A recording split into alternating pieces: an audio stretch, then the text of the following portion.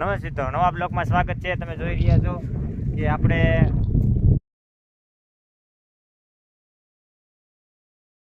ઘઉંમાં કેરા બાંધીને કમ્પ્લીટ થઈ ગયા છે અને પાણી વાળવાનું ચાલુ થઈ ગયું છે.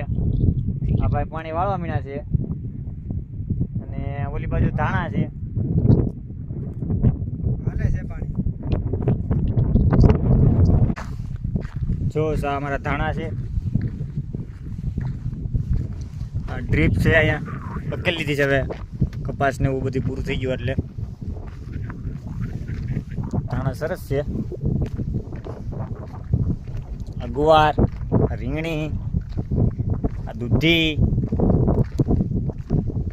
ખેડૂતોને ખાવાનું સારું હોય. ધાણાની સરસ થઈ ગયું છે. આ મેથી થઈ ગઈ.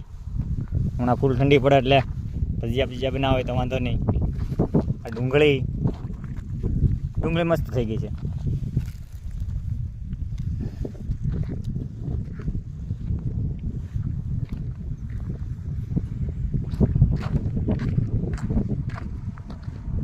સરસ છે વાડીએ.